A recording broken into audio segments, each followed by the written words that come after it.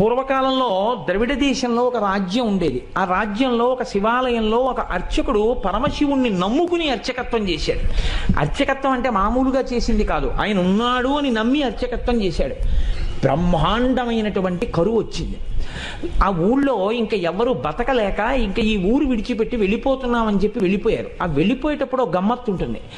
చాలా తేలికైనవి, అమ్ముకుంటే అన్నం దొరికేవి ఉంటాయో పట్టుకెడతారు, బరువు అయినవి వదిలిపెట్టేస్తారు. మళ్ళీ మంచి రోజులు వస్తే మనం వచ్చేటప్పటికి ఉంటాయి. ఇక మంచి రోజులు రాకపోతే ఈ ఊరికి మనకి బాంధవ్యం తీరిపోయిందని వెళ్ళిపోతారు. వాళ్ళు వెళ్ళేటప్పుడు ఆవుల్ని గేదెల్ని తీసుకెళ్లరు. ఎందుకు తీసుకెళ్లరో తెలుసా అండి? తమ కడుపు నిండడానికే మార్గం లేదు, ఇంకా వాటిని ఏం మేపుతారు. కాబట్టి కరువు వచ్చినప్పుడు ఆవుల్ని గేదెల్ని ఇంకా పోషించలేక ముందు నీరు పోయలేరు, కాబట్టి వాటిని వదిలిపెట్టేసి వెళ్ళిపోతారు. అలా వెళ్ళిపోయారు ఆ ఊళ్ళో వాళ్ళందరూ. ఈ శివాలయంలో అర్చకుడు అన్నారు, నువ్వు కూడా వచ్చేసేయి మాతో అన్నారు. అంటే ఆయన అన్నాడు, నేను వెళ్ళిపోతే శివుడికి అన్నం ఎవరు పెడతారన్నాడు. ఇది భక్తి అంటే. అందరూ వదిలిపెట్టేశారు ఊరు. ఈయన వదిలిపెట్టేయచ్చు, కానీ ఈయన బతకడం కాదు, ఆ గుళ్ళో శివుడు బతకాలి. అందరినీ బతికించేవాడు అందరినీ ఊరి నుంచి పంపించేస్తున్నాడు, వాడికి దయలేనప్పుడు నేను ఎందుకు ఉండాలనాలి. ఆయన అలా అనలేదు, వాడికి నేను అన్నం పెట్టాలన్నాడు. ఇదే భక్తి అండి అని ఉండిపోయాడు. అందరూ వెళ్ళిపోయారు. ఈయన ఊరు మొత్తం మీద ఒక్కడే ఉండడం అంటే మీరు ఆలోచించండి ఎలా ఉంటుందో. ఇప్పుడు పక్కింటికి వెళ్ళి అడుగుదామంటే కూడా ఎవరు లేడు, మాట్లాడడానికి కూడా ఎవడో ఉండడం. ఎవరున్నారు? శివుడే ఉన్నాడు అంతే, నమ్ముకున్నవాడు. ఆయనకే చెప్తున్నాడు, అందరూ వెళ్ళిపోయారయ్యా, నేను ఒక్కడనే ఉన్నాను, నీకోసమే ఉన్నాను. నేను వెళ్ళిపోతే నీకు ఇంత ముద్దెట్టేవాడు లేడు, ఇంత ముద్దెడదామని ఉన్నాను. నాకు దొరికితే నీకు సగం పెడతాను, నాకు దొరకడం మానేసింది అనుకో, ఇద్దరం పస్తుందాం అని చెప్పాడు. శివుడి మనసు కదిలిపోయింది ఈ భక్తికి. ఇదండి భక్తి అంటే. నేను అందుకే తరచూ ఒక మాట చెప్తా, భక్తి అంటే మనసు విప్పి భగవంతునితో మాట్లాడుట. ఓ స్తోత్రాలు చదివేయడమును ఇలా ఇలా ఇలా ఇలా ఇలా యాక్షన్ 500లు భక్తి అనరు. మనసు విప్పి భగవంతుడితో ఉన్నదున్నట్టు నిలబడి నిజాయితీగా ఉండుట, దానికి భక్తి అని పేరు. నిరంతరానుసంధానము ఈశ్వరుడితో. అది తైలధార పాత్రలోంచి పాత్రలోకి పడ్డట్టు పడుతూనే ఉండాలి. కాబట్టి చూడండి, ఇప్పుడు కదిలింది ఈశ్వరుడి గుండె. ఆయన అన్నాడు, ఒరే నువ్వు అక్కడివి నా కోసం ఉండిపోయావు, ఫోన్లో పనిచేయి, నీకు చాలా డబ్బు వచ్చే మార్గం ఒకటి చెప్తాను. నేను ఒక శ్లోకం ఒకటి రాసిస్తాను. ఈ రాజ్యానికి ఉన్నటువంటి ప్రభువు చాలా సాహిత్యమునందు మక్కువ కలిగినటువంటి వాడు. కాబట్టి ఆయన నువ్వు పట్టుకెళ్ళి ఈ శ్లోకం చెప్తే చాలా సంతోషించి నీకు కానుకలు ఇస్తాడు. నువ్వు ఆ కానుకలు తెచ్చుకుని దానితో నువ్వు బతుకు, నాకు నైవేద్యం పెట్టు అన్నాడు. అంటే అలాగే అంగీకరించి ఆ గుడిలో ఉండేటటువంటి అర్చకుడు ప్రభువు దగ్గరికి వెళ్ళాడు. వెళ్ళి పరమశివుడు రాసి ఇచ్చినటువంటి పత్రాన్ని తీసి ఆ పద్యాన్ని చదివాడు.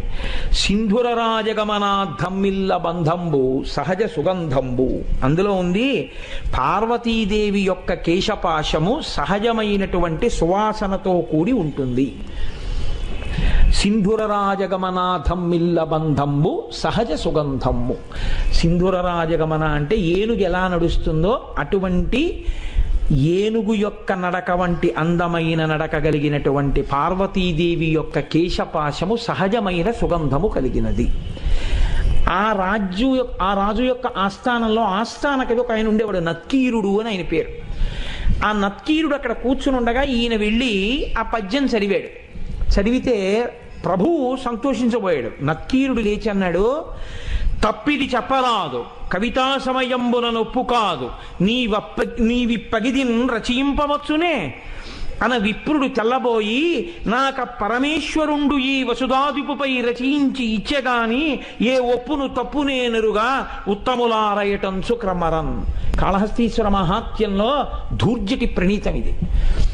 ఆయన అన్నాడు, అయ్యయ్యో తప్పిది చెప్పరాదు, ఇలా చెప్పచ్చా తప్పు, ఎలా చెప్తున్నావు? కవితా సమయంబున నొప్పు కాదు. ఒక కవిత్వం చెప్తే దానికి ఒక నియమం ఉంటుంది. ఏది సహజంగా ఉంటుందో అది చెప్పాలి. అసహజమైన విషయం రాడు. వెంట్రుకలకి సువాసన ఉండడం ఏంట్రా, ఎలా రాసుకొచ్చావు? కవితా సమయంబున నొప్పు కాదు, నీవప్పగిదిన్ రచయింపవచ్చునే, నువ్వు ఇలా రచనలు చెయ్యొచ్చా అని అడిగాడు నత్తీరుడు లేచి. పాపం ఆయన శివాలయంలో అర్చకుడు, పాపం కవిత్వం రాదు. నత్తీరుడంతటి వాడు లేచి గద్దించేటప్పటికీ హడిలిపోయాడు. హడిలిపోయి నమస్కారం చేసి కాళ్ళ మీద పడిపోయి అన్నాడు, ఆ పరమేశ్వరుండు ఈ వసుధాదిపుపై రచించి ఇచ్చే కాని ఏ ఒప్పును తప్పు నేనురుగా ఓ ఉత్తములారయటన్సు క్రమరన్. ఓ ఉత్తములారా, నేనేమీ రచించలేదు, నాకు తెలియదు. అన్నం లేదని ఏడుస్తుంటే ఉంటే నీకు పెడతా, లేకపోతే లేదయ్యా శివయ్యా అన్నాను. అంటే నాకు రాసి ఇచ్చాడు. నేను ఈ రాజు మీద రాశానయ్యా వెళ్ళన్నాడు. డబ్బు ఇస్తాడన్నాడు. వచ్చాను, చదివాను, నేను రాయలేదు. ఈ తప్పు నాకు తెలియదు, నన్ను మన్నించండి, క్షమించండి, నేను వెళ్ళిపోతున్నాను అన్నాడు. పో అన్నాడు. తిరిగి వచ్చేసాడు. ఎక్కడికి వచ్చాడు? వెళ్ళిపోలేదు. అందరూ వదిలిపెట్టేస్తే నమ్ముకుని గుళ్ళో ఉన్నాను, నాకు దొరికితే నీకు పెడతానన్నాను.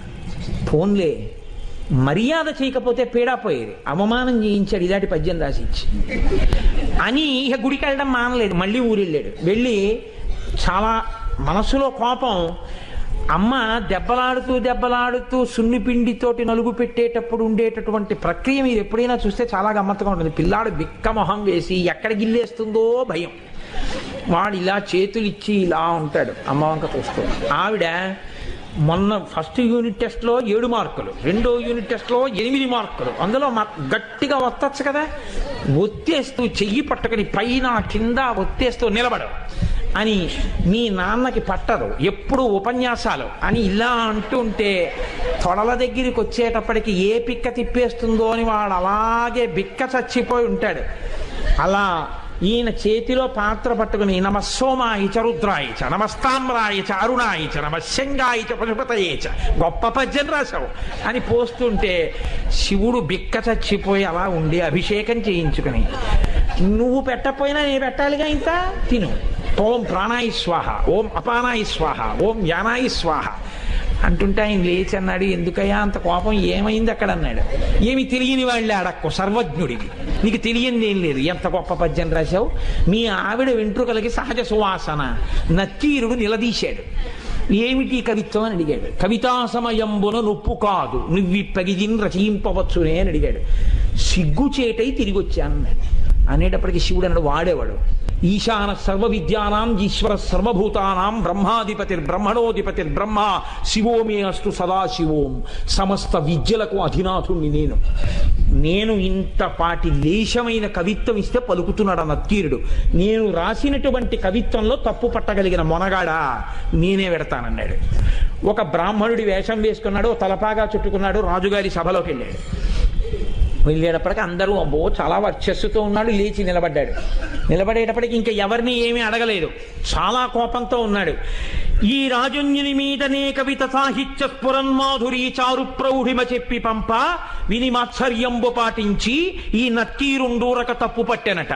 ఏది లక్షణమో అలంకారమో పదబంధమో రసమో చక్కంచెప్పుడా తప్పనన్.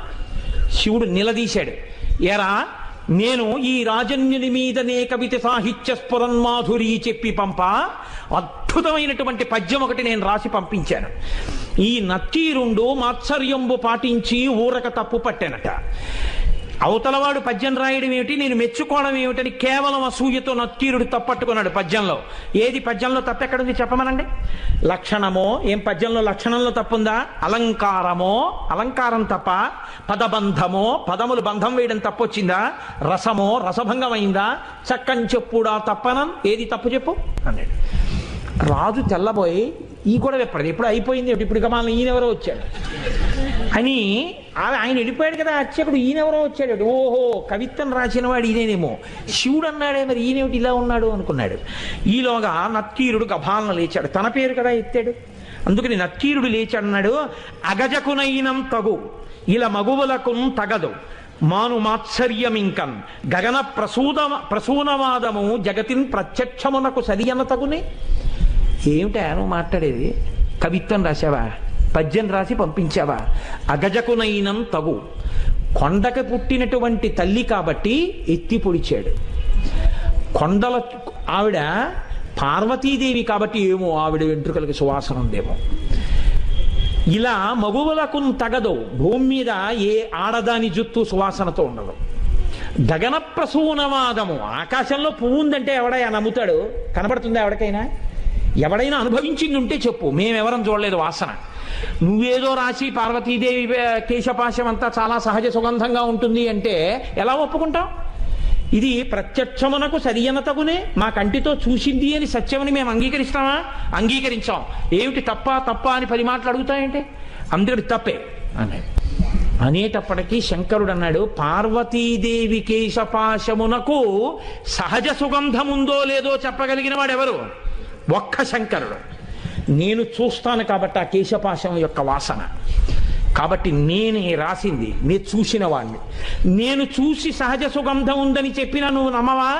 నేను శివుణ్ణి అని చెప్పడం కోసం ఒక్క నత్తీరుడికి కనపడేటట్టుగా నీలగ్రీవుండు నిటల నేత్రము చూపాను. నీలగ్రీవుడు నల్లని కంఠమున్నవాడు, హాలాహలాన్ని భక్షించినవాడు, అంత ఓర్పున్నవాడు, లోకములను రక్షించగలిగినవాడు. వీడికి నేను చెప్పింది నిజమే అని చెప్పాలని పరమశివుణ్ణి నేను అబద్ధం చెప్పవలసిన అవసరం లేదు. ఆమె నా భార్య. నేను నిరంతరం వాసన చూసిన కేశపాశం అది. నేను చెప్తున్నానని చెప్పడం కోసమని 3వ కన్ను చూపించాడు. చూపిస్తే అహంకారం అండి నక్కీరుడికి. తను నమ్మింది, తనకొచ్చిన 4 పద్యాలు గొప్ప అనుకున్నాడు. పరమశివుడంతటి వాడు 3వ కంటితో త్రయంబకుడై ఎదురుగుండా కనపడితే ఆయనే సుగంధిం పుష్టివర్ధనం ఉర్వారుకమివ బంధనాన్ మృత్యోర్ముక్షీయమామృతాత్ అంటాం.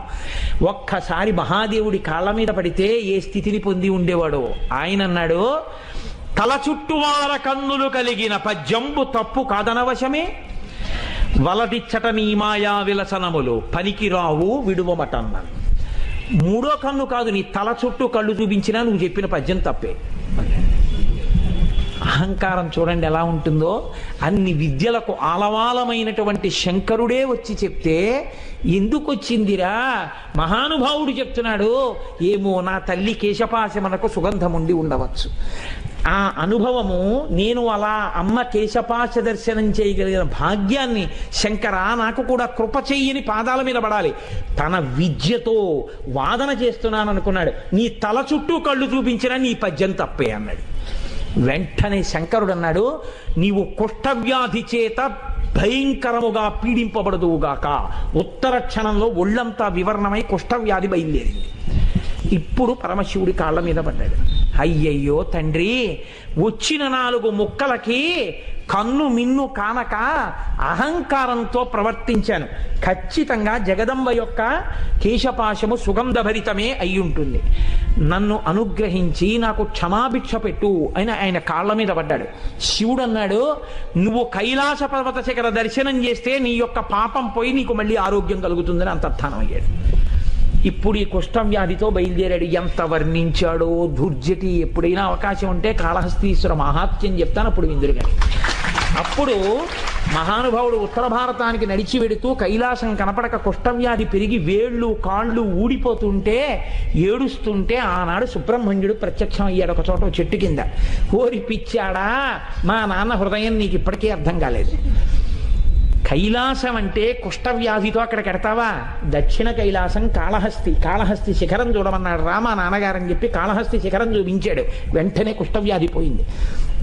అప్పుడు అక్కడే ఉన్నటువంటి పాతాళగంగలో సరోవరంలో స్నానం చేసి శంకరుడి మీద ద్రవిడ భాషలో ఆయన బ్రహ్మాండమైనటువంటి కావ్యరచన చేశాడు. కాబట్టి అమ్మవారి యొక్క కేశపాశమునకు సహజమైనటువంటి సుగంధం ఉంటుంది అని చెప్పి పెద్దలైనటువంటి వారు ధ్యానమునందు అనుభవించారు.